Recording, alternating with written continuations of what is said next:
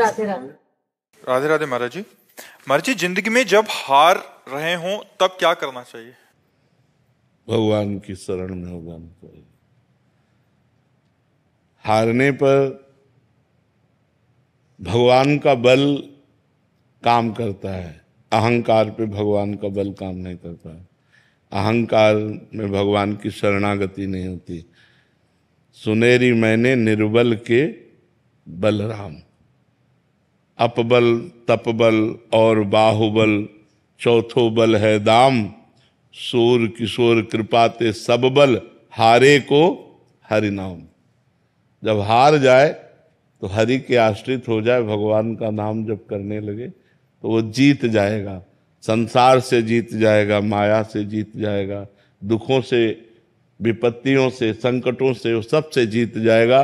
जो भगवान का आश्रय ले लिया, भगवान का नाम जप करने लगा। सुनेरी मैंने निर्बल के बलराम। भगवान का जो आश्रय ले ले, भगवान का जो नाम जप करे, वही संसार में सुखी हो सकता है।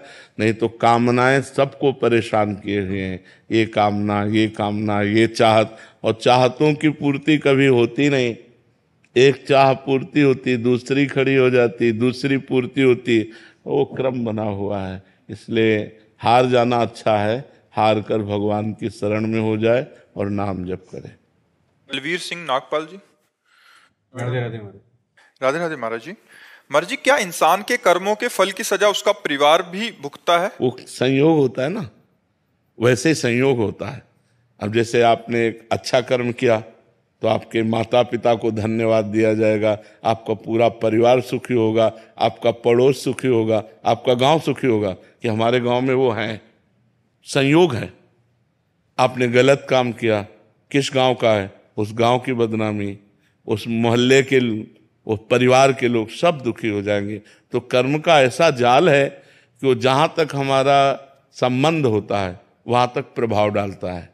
तो अगर संबंध हमसे आपसे नहीं है तो कोई प्रभाव नहीं, अगर है तो दुखी हो। मान लो शिष्य है तो हम भी दुखी हो जाएंगे, अच्छा ऐसा हुआ, हे भगवान उसकी रक्षा करना। संबंध का प्रभाव दुख सुख का अनुभव कराता है।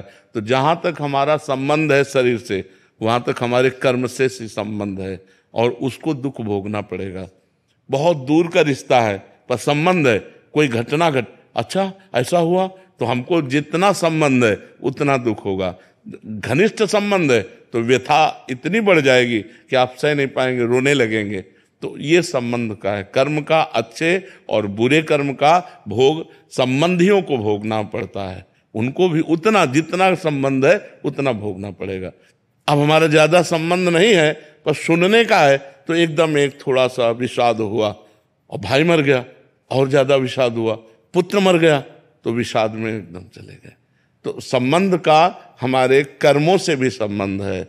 अगर हम अच्छे कर्म करते हैं तो हमारे परिवार वालों को सुख मिलता है, बुरे कर्म करते हैं तो हमारे परिवार वालों को या हमारे संबंधियों को दुख प्राप्त होता है। कर्मों का जाल बिछा हुआ है, उसी से सुख दुख का सबको अनुभव होता है।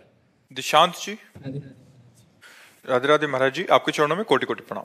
गुरुदेव भगवान, मैं पिछले 6 महीने से अपने पिताजी के जरिए आपसे जुड़ा। आपका सत्संग और एकांतिक वार्तालाप सुनकर भगवान शिव जी की भक्ति में का हृदय में प्रकाश हुआ। पूज्य गुरुदेव भगवान, मन में प्रश्न उठता है कि अनंत ब्रह्मांड के रचयिता व संपूर्ण शक्तियों के साथ शिव जी भगवान हैं। महाराज जी, ये संपूर्ण शक्तियां क्या भगवान जी को कहीं और से प्राप्त होती हैं या ये उनके स्रोत, उनके खुद का स्रोत है? अपनी वही शक्ति है, वही शक्तिमान, वही सर्व रूपों में है, उनके सिवा कुछ नहीं। कहाँ से प्राप्त होंगी? जहां से प्राप्त होंगी वो शिव है, वही शिव है जो सर्वत्र है, जो कण कण में व्याप्त है। शिव ही शक्ति है, शक्ति ही शिव है, इतना भी अंतर नहीं है। वही अपने आप से अपने आप का विस्तार करता है, अपने आप से अपने आप का पालन करता है, अपने आप से अपने आप का लय कर लेता है, विनाश कर लेता है। वही शिव है जो अपने आप से अपने आप में खेल रहा है। समझ पा रहे? भजन करोगे तो समझ जाओगे। डॉक्टर आशीष जी। राधा वल्लभ। श्री हरिवंश महाराज जी, आपके चरणों में कोटि कोटि प्रणाम। महाराज जी, आपकी आज्ञा से और सही मार्गदर्शन से लगभग 2 वर्षों से निष्काम भाव से तन्मयता पूर्वक गौ सेवा में रत हूँ। अब ऐसा महसूस हो रहा है कि मतलब गौओं का भी कनेक्शन फिट हो गया। महाराज जी, नाम जब जो प्राथमिक था वो अब सेवा के कारण भूल जाता हूँ। महाराज जी, क्या ये कोई बाधक तो नहीं होगा सेवा में? थोड़ा सावधान रहिए। भगवान का विस्मरण बर्दाश्त नहीं होना चाहिए। तद विस्मरणेन परम व्याकुलतेति। मां मुनिस्मर युद्ध च, मेरा स्मरण करते हुए युद्ध रूपी कर्तव्य कर्म करो। तो हम गौ सेवा भी भगवान का स्मरण, यद्यपि क्रियाएं ऐसी होती हैं कि जब हम क्रियाओं में ध्यान देते हैं तो भगवान का भजन छूट जाता है, पर अगर हम अभ्यास करें तो क्रिया करते हुए भी भगवान का भजन किया जा सकता है। क्रियाओं को करते हुए भगवान का नाम स्मरण अगर हम करें तो हमारा जीवन और मंगलमय हो जाएगा। नहीं, आज गौ सेवा रूपी क्रिया में भजन छूट रहा है तो हर समय तो गौ सेवा नहीं करते, फिर अन्य क्रियाओं में भजन छूट जाएगा, फिर पुण्य बनेगा, अध्यात्म नहीं पुष्ट होगा। पुण्य तो बनेगा, गौ सेवा करते हो, पर अध्यात्म पुष्ट नहीं हो। और पुण्य टिकाऊ चीज नहीं है। महाराज नृग ने करोड़ों गौओं का दान किया, करोड़ों गौओं की सेवा की और एक अपराध बन गया तो गिरगिट बनकर के द्वारिका में कुएं पे पड़े थे, भगवान ने उनका उद्धार किया। तो यदि अध्यात्म नहीं तो पुण्य टिकाऊ चीज नहीं है। पुण्य कभी भी न किसी भी अपराध से नष्ट हो सकता है, और अगर भजन है तो अविनाशी है। इसलिए भगवान के भजन की आंतरिक प्राथमिकता देते हुए बाह्य क्रियाओं को करना चाहिए। चाहे इसमें जो गौ माता है उसका भी लगाव हो गया है जी, तो तन्मयता है, बिल्कुल उनका भी लगाव। हाँ, क्योंकि सब में भगवान वास करते हैं तो भगवान तो प्यार करते हैं। चाहे कुत्ते से आप प्यार करने लगो तो वो प्यार करने लगेगा, क्योंकि सब में प्रेम रूप भगवान वास करते हैं जी। कोई बात नहीं, तो उनका लगा होना हमारे ऊपर आशीर्वाद है। खूब नाम जप करो। पावनी जी दिल्ली से। राधे राधे। राधे राधे महाराज जी। महाराज जी, मुझ में इतनी कमियां हैं कि मैं भगवान को सुख में भूल जाती हूँ। महाराज जी, इसके बाद भी क्या वो हमारे भगवान को सुख में भूल जाते हैं? मतलब इतना सुख मिलता है कि भगवान को भूल जाते हैं? जब सुख होगा तो भूल जाते हैं। हाँ, वैसे सबका स्वभाव है सांसारिक, जब अनुकूलता होती है तो भगवान का विस्मरण हो जाता है। लेकिन अगर हम सुख में भगवान का आनंद पूर्वक भजन करें तो हमारे अंदर क्षमता आ जाएगी कि दुख में भी भगवान का भजन कर पाएंगे। यदि हम सुख में भगवान को भूल गए फिर दुख में तो भूल ही जाएंगे। दुख में हम कैसे याद कर पाएंगे? सुख में हमें सुमिरन करने का अभ्यास बनाना चाहिए, तो दुख में भी हम सुमिरन कर सकते हैं। सुख में तो अनुकूलता रहती है, आनंद में होकर तो और भजन होता है। लेकिन वो दिन याद करो जब विपत्ति आएगी, प्रतिकूलता आएगी, क्योंकि सदा समान दिन नहीं रहते। आज अनुकूलता है तो कल प्रतिकूलता आएगी, तब क्या करोगे? जब प्रतिकूलता आएगी तब तो भजन बिल्कुल नहीं बन पाएगा। इसलिए मुझे आज अभ्यास करना चाहिए। अभ्यास पूर्वक भजन, दुख में भी हमें भजन कराओ। जब दुख में भजन होता है तो दुख व्यापता नहीं है, विपत्ति व्यापती नहीं है। तो ये डिप्रेशन क्यों होता है? पाप कर्म के कारण, व्यर्थ चिंतन के कारण, जो ओवर थिंकिंग है, निगेटिव चिंतन के कारण। जब नकारात्मक सोच बढ़ जाती है, ओवर थिंकिंग बढ़ जाती है, तो आदमी फिर डिप्रेशन में पहुंच जाता है। डिप्रेशन में पहुंचने पर चिंता, शोक, भय, मृत्यु ये सब छा जाता है और वो जीवन बिल्कुल नरक जीवन हो जाता है। इसलिए हमें लगता है हम पाप कर्म ना करें, अच्छे कर्म करें और भगवान का स्मरण करने का अभ्यास करें। सुख में तो बड़ी सुविधा होती है भगवान के स्मरण की, दुख में थोड़ा दुविधा हो जाती है। लेकिन सुख में भी यदि हम भगवान को भूल गए तो दुख में तो याद ही नहीं कर पाएंगे। इसलिए हमें अभ्यास करना चाहिए। विनीत कुमार वर्मा जी हरदोई से। महाराज जी, प्रथम बैच में जैसा प्रश्न हुआ था, ये भी कह रहे हैं कि मैं तन मन धन से सबकी सहायता करता हूं, परंतु विपरीत परिस्थितियों में सहायता नहीं कर पाता तो वो मुझसे वैर मान लेते हैं। महाराज जी, मुझ पे क्रोध करने लग जाते हैं। इस परिस्थिति में बचने के लिए मैं क्या करूं? नाम जप। भगवान का नाम जप परम शीतलता प्रदान करेगा और बुद्धि को सावधान रखेगा। बुद्धि जब सावधान रहेगी तो फंसेगी नहीं। हमारी जितनी बनती है हम दूसरों की सेवा करते हैं, इसके बाद दूसरे हमें गालियां देते हैं। उनका स्वभाव है, ये उनकी आदत है, ये उनका भाव है, हम स्वीकार नहीं करते। हमें आनंद में रहना चाहिए। जब हम दूसरों की बातें स्वीकार करते हैं तब हमारे अंदर जलन पैदा हो जाती कि मैंने इसका मंगल किया मैंने इसको सहयोग दिया, मैंने इसको हित किया और ये हमें बदले में गाली दे रहा है या प्रतिकूलता दे रहा है या हमारा अहित कर रहा है, तो हमें क्रोध आ जाता है, फिर हम गलत हो जाते हैं। हमें क्रोध नहीं करना चाहिए, उसे छोड़ देना चाहिए। ये उसका स्वभाव है, हमें अपने स्वभाव से चलना है, वो अपने स्वभाव से चलेगा। और इस छोड़ने की सामर्थ्य को नाम जप के द्वारा हम पाएंगे। नाम जप के द्वारा हमारी बुद्धि पवित्र होगी, दूसरा उपाय नहीं है। इसी में सब संसार फंसा हुआ है। नाम जप करो, जितना अधिक से अधिक नाम जप करोगे उतना आप काम क्रोध पर विजय प्राप्त कर पाओगे, उतना हृदय शीतल रहेगा, उतने ही आगे आपको सुख प्राप्त होगा। भूपत जोशी जी। राधे राधे राधे महाराज जी। महाराज जी, मैं 32 सालों से नाम जप करता हूँ, लेकिन मन अभी भी स्थिर बहुत भटकता है, एकाग्रता नहीं बन पाती। महाराज जी, ऐसे में समाधान बताइए। 32 साल तो बहुत होते हैं, का मतलब है कनेक्शन सही नहीं है, बल्ब सही है, तार सही है, बोर्ड में बिजली भी आ रही, आपने कनेक्शन भी किया हुआ है, लेकिन ऑन ऑफ करने पर यदि वो जल नहीं रहा, बुझ नहीं रहा, तो इसका मतलब थोड़ा और कनेक्शन, उसको और थोड़ा नजदीक ले जाओ, छू जाए, जहां छू जाए तो ऑन करते ही जल जाएगा। 32 साल से भजन कर रहे हैं, निरंतर तो नहीं कर रहे हैं, क्योंकि अपने लोगों का जीवन ही भजन है। निरंतर नहीं कर रहे और एकाग्रता पूर्वक नहीं कर रहे और भगवत प्राप्ति का लक्ष्य नहीं बना है। 3 बातें हैं, ढूंढ लो। भगवत प्राप्ति का लक्ष्य नहीं। 32 वर्ष बहुत होते हैं। 32 वर्ष किसे कहते हैं? 32 वर्ष साधना, हाहाकार मच जाए प्राणों में। तो भगवत प्राप्ति का लक्ष्य नहीं है, एकाग्रता नहीं है और निरंतरता नहीं। ये 3 शब्द देख लीजिए, इन्हीं तीनों को जीवन में ले आओ तो 1 वर्ष में हृदय में परिवर्तन हो जाए। 1 वर्ष में लक्ष्य बनाओ भगवत प्राप्ति और निरंतर सातु दीर्घ काल निरंतर सत्कार सेवितो दृढ़ भूमि। पातंजलि योग वो कह रहे हैं यदि दीर्घ काल तक निरंतर नाम जप किया जाए आदर के सहित, तो दृढ़ भूमि अर्थात भगवत भाव प्रकट हो जाएगा। निरंतर नाम जप चलने लगेगा, श्वास श्वास में नाम जप, रोम रोम में उसकी स्फूर्ति का अनुभव होने लगेगा। हम थोड़ा एकाग्रता करें, लक्ष्य भगवत प्राप्ति बनाएं और निरंतर जपने का अभ्यास करें। उठते बैठते चलते फिरते तो नाम का स्वाद मिल जाए। जब स्वाद मिल जाएगा ना, अभी क्या है, नाम श्वास 2 बिलग चलत हैं, इनको भेद न मोको भावे। श्वास ही नाम, नाम ही श्वासा, नाम श्वास को भेद मिटावे।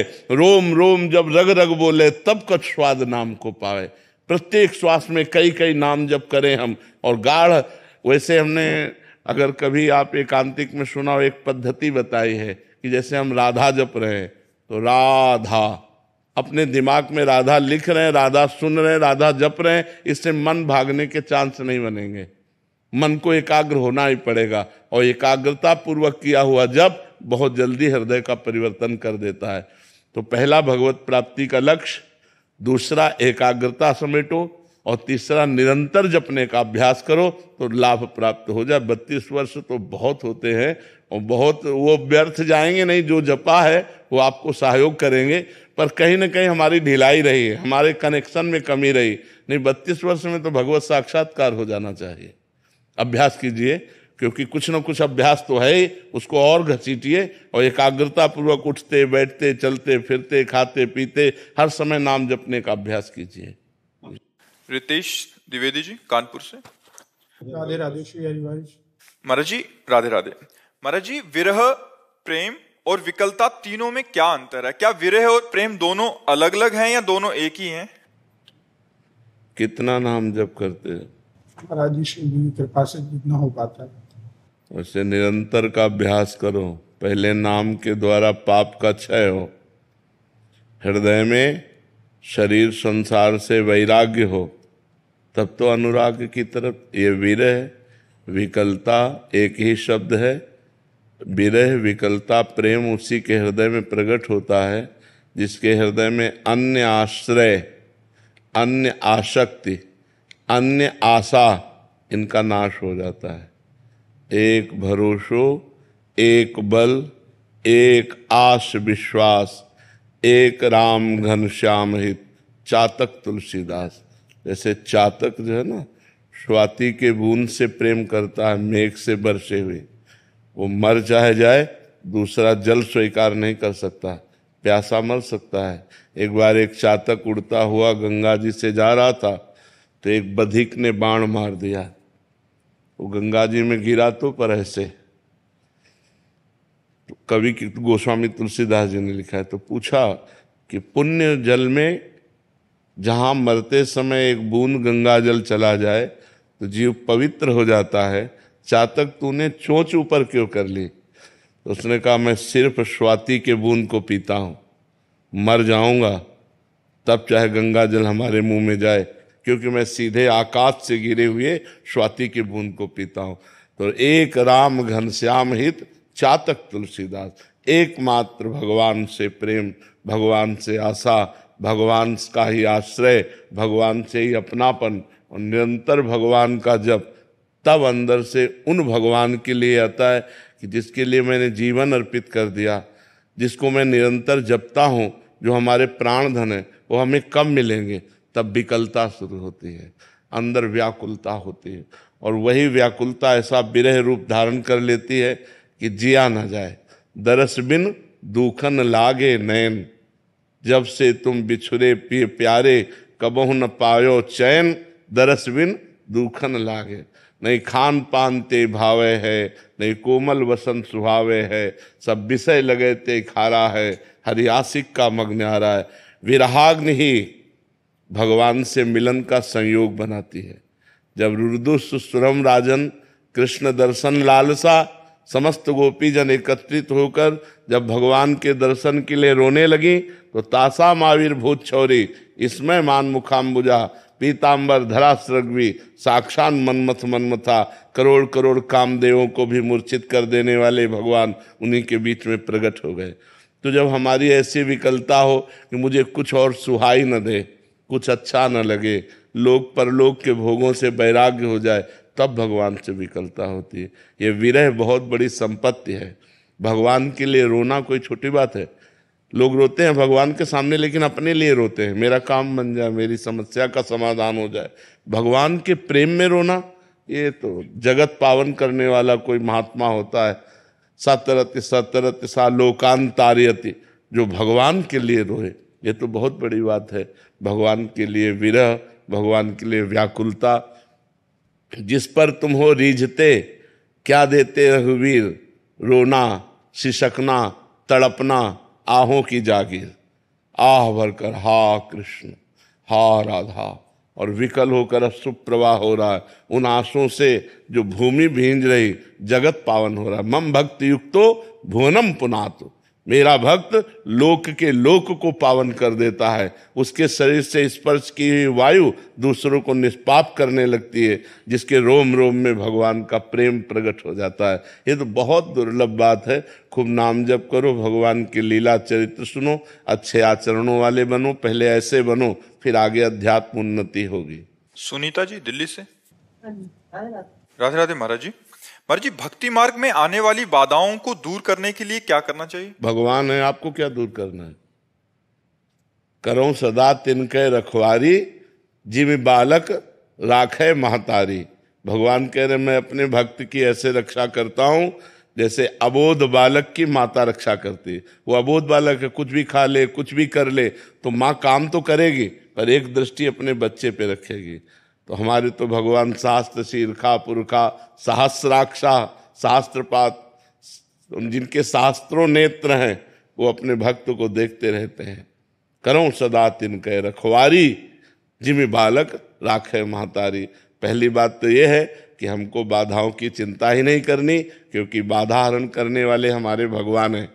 अब दूसरी बात है कि जो भगवान के विधान से बाधा आती है, भगवान के विधान से भी आती है। जैसे हमारा शरीर रोग से ग्रसित हो गया, कोई विपत्ति आ गई, कोई घटना घट गई, तो वो भगवान का मंगल विधान मानकर अपने प्रभु के द्वारा दी हुई कड़वी दवा है, उसे हम खा लेते हैं, उसे हम सह जाते हैं। राधा राधा राधा राधा राधा राधा। भगवान के मार्ग में बाधा तभी आपको परास्त कर पाएगी जब या तो अभिमान होगा और या शास्त्र विरुद्ध आचरण जानबूझ के करोगे, नहीं तो बाधा ही नहीं है।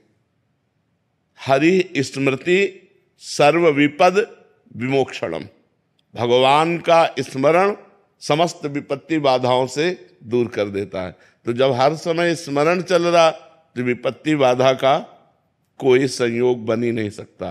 कहा हनुमंत विपत्ति प्रभु सोई, जब तो सुमिरन भजन न होई। जब भगवान का स्मरण नहीं होता, भगवान का भजन नहीं होता, तभी विपत्ति बाधा अपना प्रभाव, नहीं तो जहां राधा वहां कहां बाधा। हर समय यदि राधा राधा राधा तो कोई बाधा ही नहीं है। और जो बाधा आने वाली है तो वो मालिक हैं, सर्वसमर्थ, हम अपने आप हटा देते हैं। बड़े कृपालु हैं भगवान। तो हम भगवान की शरण में रहकर भगवान का नाम जप करें तो कोई विपत्ति बाधा हमें परास्त नहीं कर सकती। समझ पाए आप? जी। आशीष डांग जी। राधे राधे, जय श्री राम। गुरुदेव, आपके चरणों में कोटि कोटि प्रणाम। महाराज जी, क्रिया योग की साधना हमें आत्म जागरूकता की ओर ले जाती है, लेकिन मेरा मन श्री कृष्ण के प्रेम और क्रिया योग की साधना अगर सावधानी से न की जाए तो जगत प्रपंच में भी फंसा देगी, क्योंकि क्रियाएं जागतिक होती हैं। जब हम क्रियाओं में उतरते हैं यदि सावधान नहीं है तो हम फंस जाएंगे।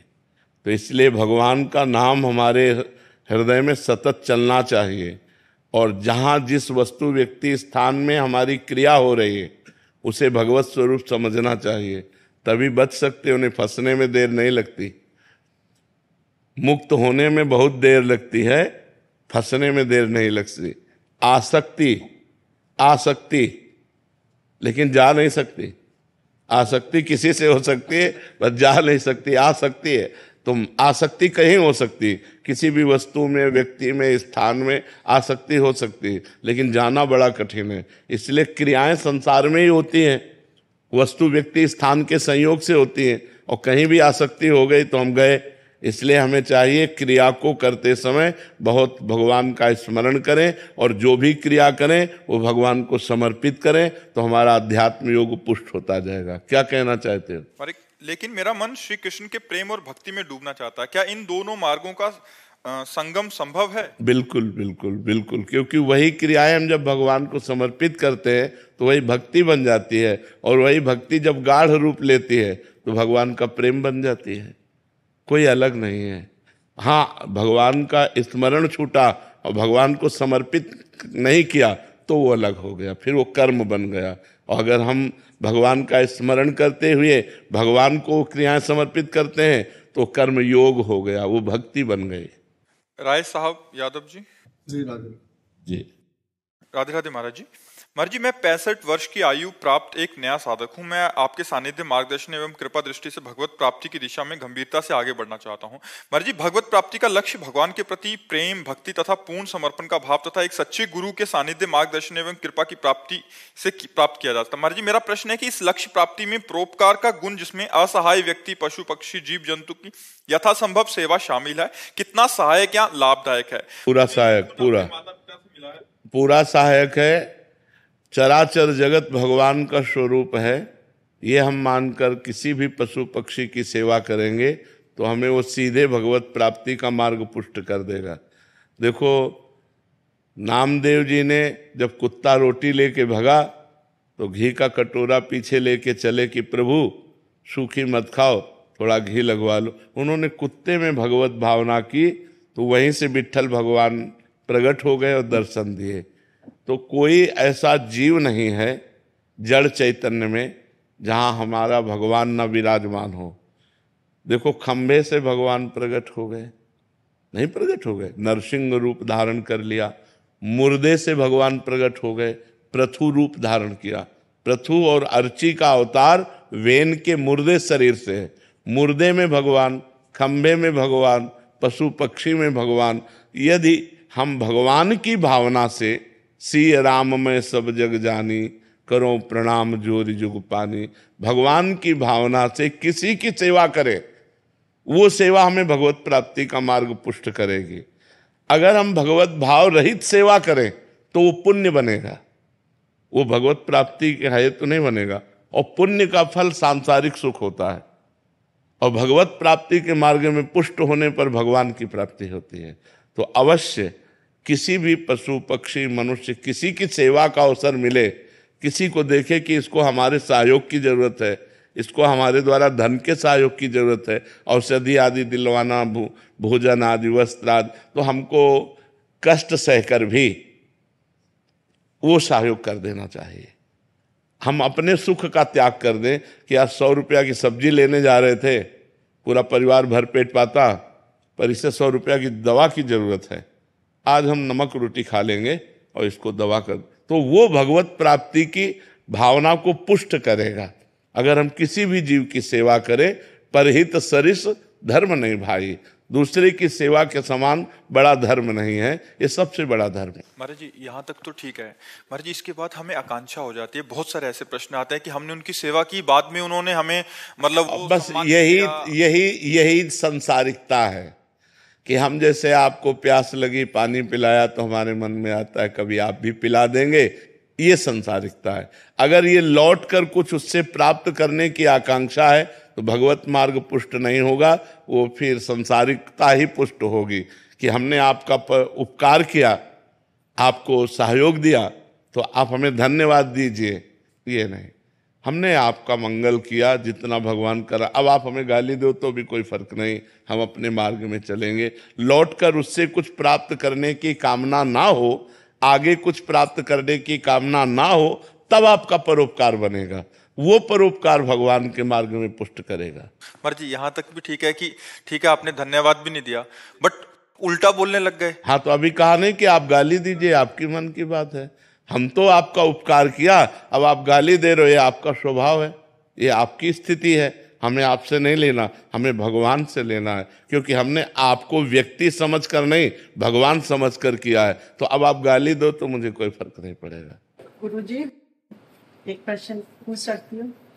शहीद चिड़िया के रूप में घर में आते हैं क्या? एक महाराज जी आपका बेटा था, आपने प्रश्न लिखा था कि आपका बेटा था वो वीर गति को प्राप्त हो गया, और आप इतना प्रेम करते थे उसको कि मतलब अभी लगता है कि मैं अभी उसके पास चले जाऊं, और उसका नाम अभिमन्यु था, और कहते हैं कह रहे अभी एक चिड़िया आती है वो मेरे से बात करती है, तो इनको लगता है कि वही बात कर रहा है। अच्छा है, अच्छा है। भी आई थी मेरे से मिलने, यहाँ पर भी आई थी। हाँ, अच्छा है, आप ऐसा ही भाव रखो कि भगवान जो है हमारे पुत्र के रूप में आए थे, और वो पशु पक्षियों के रूप में भी हमसे मिलते रहते हैं, ऐसी भावना करो। और धन्य है वो माता जिसका पुत्र राष्ट्र के लिए वीर गति को प्राप्त हुआ। आप कोई साधारण माता नहीं, वीर पुत्र की माता हैं, आप धन्यवाद की पात्र हैं। खूब नाम जप करो और अपने गर्व में रहो कि हमारे राष्ट्र सेवा में हमारा पुत्र गया, कोई साधारण नहीं। हमारे शास्त्रों में है कि धन्य है वो माता जिसका पुत्र भगवान का भक्त हो या राष्ट्र भक्त हो। जो राष्ट्र सेवा में गोली खाकर प्राण त्याग दिए वो धन्य है, या जो भगवान का भजन करते हुए धन्य है, धर्म पूर्वक चले। और तो सब अपने जीने में लगे हुए हैं, आप चिंता न करें, आप बहुत बड़ा पुण्य लेकर आई हैं जो आपका ऐसा पुत्र था। जी उसका नाम अभिमन्यु रखा था, इसलिए जल्दी चली गया, ऐसा तो नहीं नहीं नहीं, कितने अभिमन्यु है, ऐसा नहीं, ऐसा नहीं, ऐसा नहीं कि अभिमन्यु नाम रख दिया तो हाँ, ऐसा नहीं नहीं। आर किशन जी बेंगलोर से, राधे राधे महाराज जी। महाराज जी आपके चरणों में कोटि कोटि वंदन। महाराज जी मानव धर्म, राष्ट्र धर्म, परिवार धर्म, संन्यास धर्म, महाराज जी किस धर्म से जीवन पथ पर मुझे अभी चलना होगा? महाराज जी सर्वधर्मान परित्यज्य मामेकं शरणं व्रज, अहम त्वां सर्वपापेभ्यो मोक्षयिष्यामि मा शुचा। अब व्यवस्था रह गई केवल एक धर्म में चलने की, वो है भागवत धर्म, जिसको आपने स्मरण नहीं किया, जिसको आप बोले नहीं। भागवत धर्म से चलो और इससे सबकी पूर्ति हो जाएगी। जैसे मूल जड़ में हम पानी चढ़ा दें तो डाल पत्ता शाखा सब में पूर्ति हो जाती है, ऐसे एकमात्र भगवान की आराधना करने से चराचर जगत की आराधना हो जाती है। जा पर कृपा राम की हुई, ता पर कृपा करे सब कोई। भगवान की आराधना करो, भागवत धर्म स्वीकार करो, नाम जप करो, और जो सेवा मिल जाए किसी पशु पक्षी मनुष्य की, उसे भगवत भाव से कर दो, सबकी पूर्ति हो जाती है भगवान की आराधना करने से। जी, मैं भागवत करता हूँ और हमारे जैसे एक मंदिर है, मैं ट्रस्टी हूँ, और अभी वहाँ मतलब 17 साल से रामचरितमानस का पाठ होता है अखंड 24 घंटे। जी, बहुत बहुत सुंदर है। पर निरंतर आपके अंदर क्या चल रहा है? निरंतर भगवान का स्मरण चलता है। हाँ, यही सबसे बड़ा धर्म है। इससे बढ़कर कोई धर्म नहीं। यदि भगवत स्मृति जागृत हो गई तो यस्य स्मरण मात्रेण जन्म संसार बंधनात् विमुच्यते नमस्तस्मै विष्णवे प्रभु विष्णवे। जिनका स्मरण मात्र आवागमन के चक्र का नाश कर देता है। हरि स्मृति सर्व विपद विमोक्षणम। भगवान का स्मरण चल रहा तो सब ठीक है। और कहे हनुमंत विपत्ति प्रभु सोई, जब तो सुमिरन भजन न होई। अगर अंदर का सिस्टम भजन नहीं कर रहा और बाहर ये सब हो रहा है तो ये बाह्य धर्म है। आंतरिक धर्म में क्या होगा? जैसे सांप अंदर बिल के बैठा है, ऊपर आप सैकड़ों लाठियां मार रहे हो, क्या सांप को कुछ पिटाई हो रही? क्या सांप को कोई फर्क नहीं पड़ रहा? ऐसे ही अज्ञान रूपी सांप जो हमें जन्म जन्म से वासना रूपी विष में फंसाए हुए है, बाहर से सब धर्म कर्म करने पर उस पर प्रभाव नहीं पड़ता। वैसे ही जैसे बिल में बैठे हुए सांप के ऊपर बिल में लाठी चलाओ तो सांप में कोई फर्क नहीं पड़ता। ऐसे ही हमारे हृदय में बैठा हुआ अज्ञान वो तभी मरेगा जब हृदय से हम नाम जप शुरू करें, जब अंदर शुरू करें। हम अपने अंदर राम राम राम, हरि हरि हरि, कृष्ण कृष्ण, निरंतर निरंतर भगवान का नाम सुमिरन करें। सब साधन कर या फल सुंदर, प्रभु पद पंकज प्रीति निरंतर। अंतर रहित भगवान का स्मरण ही भागवत धर्म है। जो निरंतर भागवत धर्म में स्थित रहता है वो सब धर्मों की पूर्ति कर लेता है। महाराज जी, आपने बोला अंदर का भजन।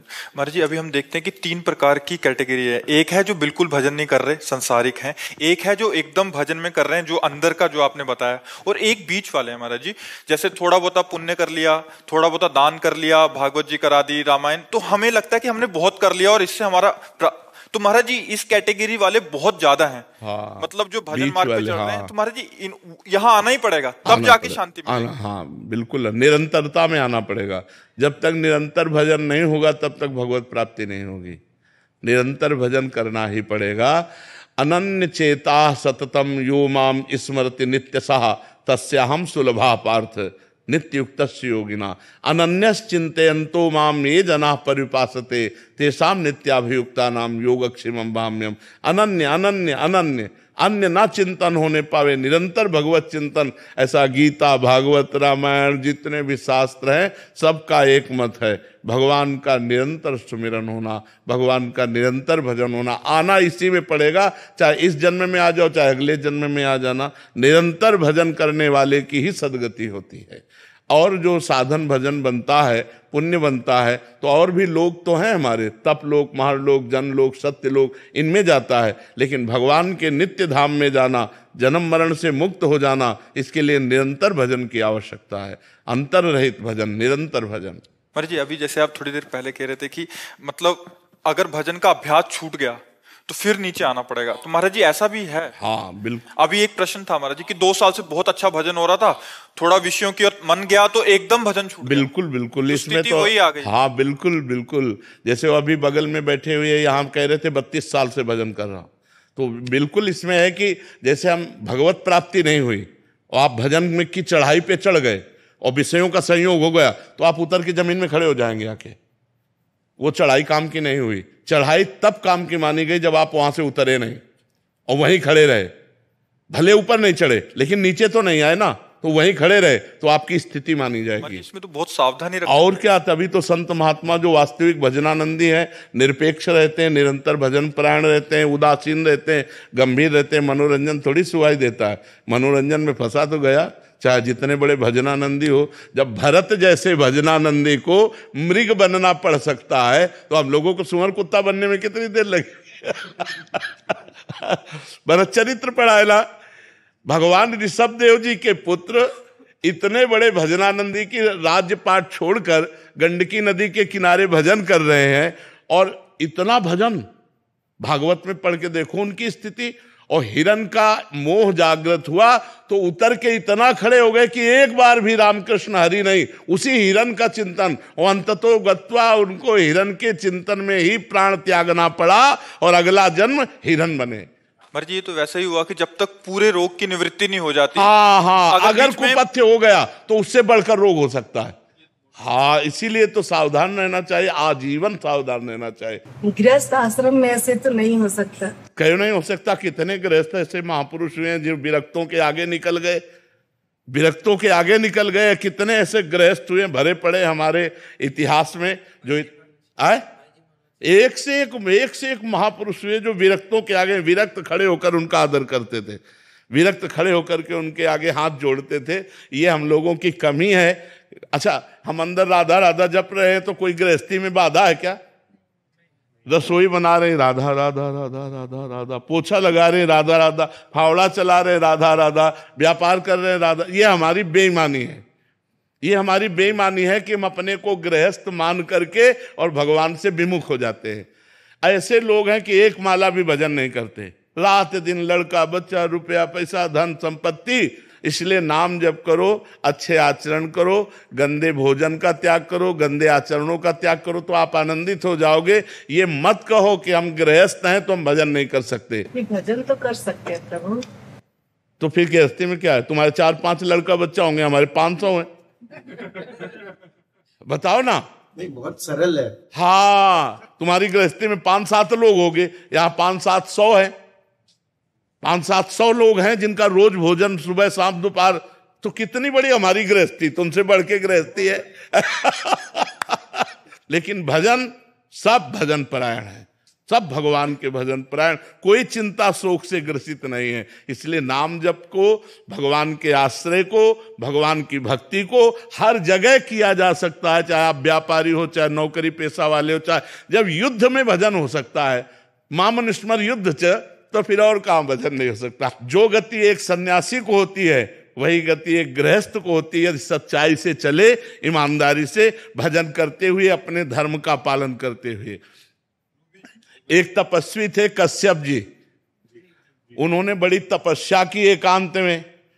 तो एक दिन वो ऐसे बैठे हुए थे तो एक बगुली वृक्ष को, ये महाभारत की कथा है, ग्रंथ की, लिखित भगवान व्यास देव जी के द्वारा ग्रंथ है। ऊपर वो बगुली ऐसे हग दी तो वो ऐसे देखे, वो भस्म होके गिर गई, आग लग गई बगुली में, क्योंकि वो क्रोध से देखे ना, उनको लगा हम बहुत सिद्ध हो गए। अब वो एक घर में गए, गृहस्थी के घर में, और भिक्षाम दे। तो नौबधू निकली, उसने कहा महाराज कुछ मिनट ठहरिए, मैं अभी भोग प्रसाद कुछ आपको लाती हूँ।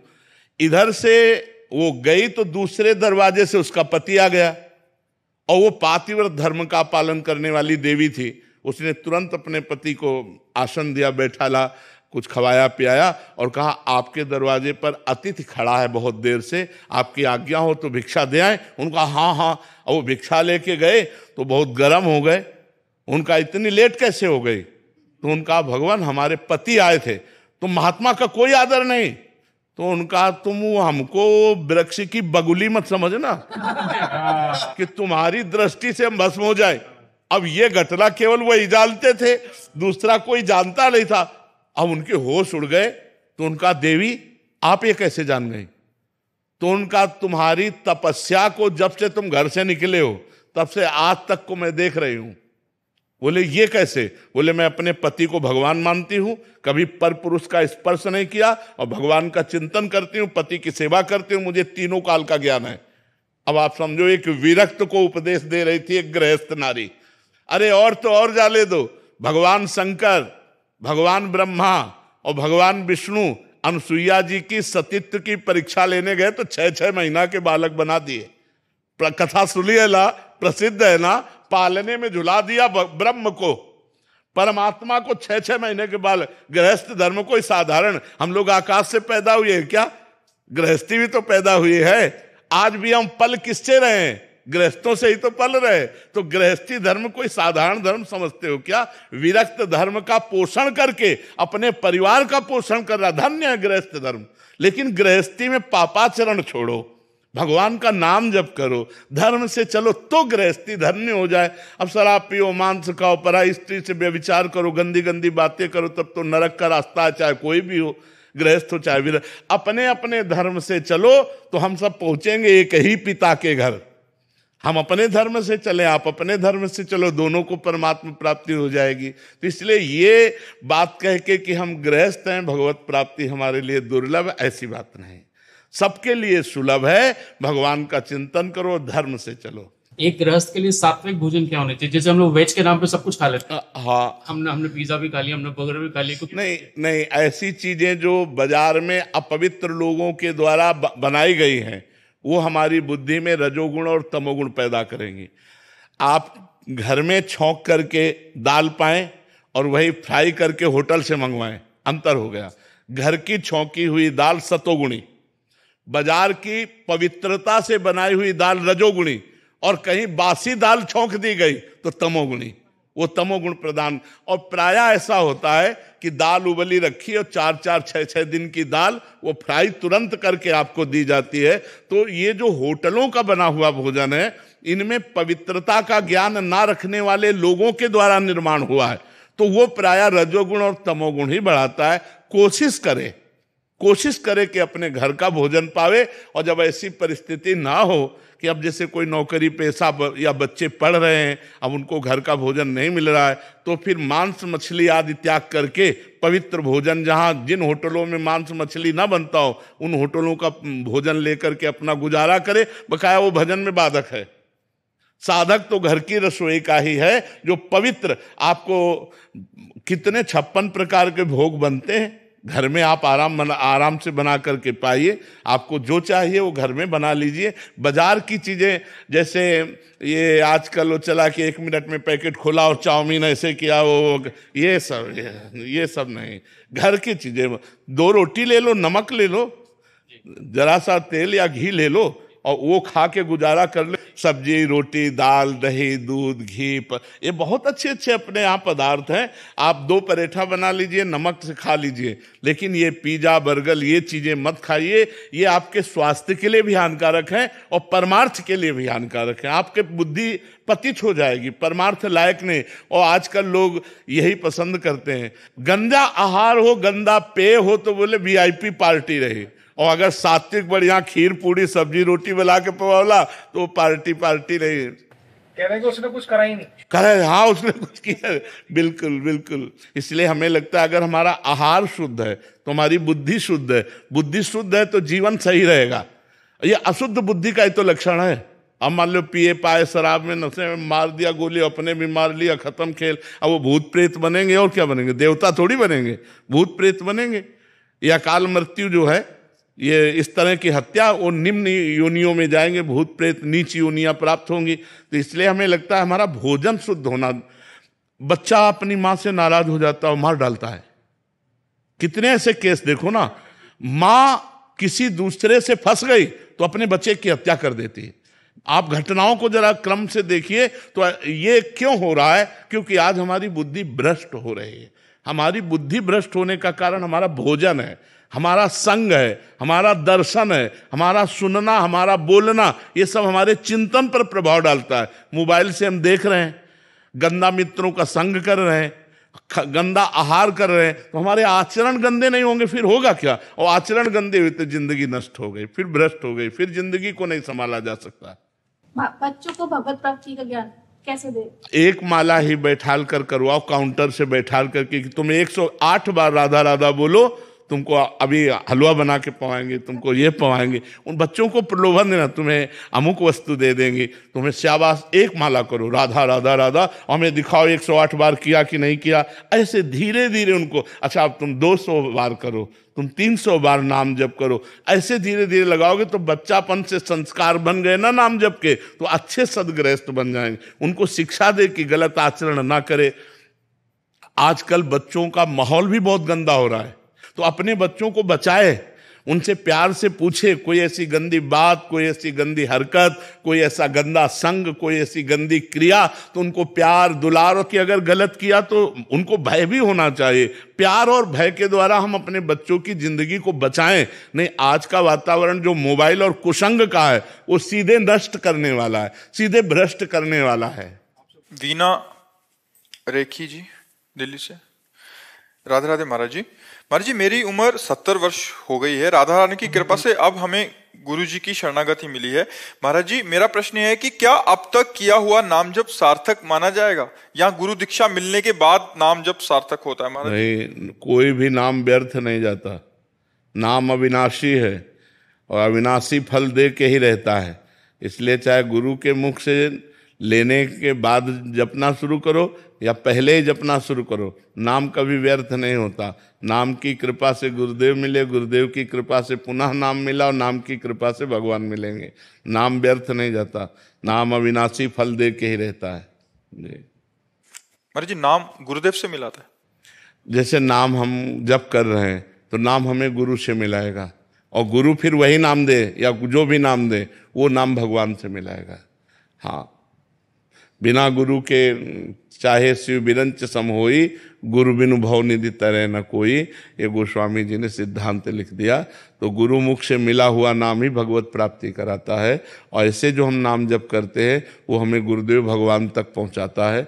गुरुदेव भगवान हमें प्रभु तक पहुंचाने का नाम देते, मंत्र देते। जैसे किसी संत भगवान से प्रेरित होकर नाम जप करना हो गया गुरु मंत्र, हो गया गुरु मंत्र, हो गया।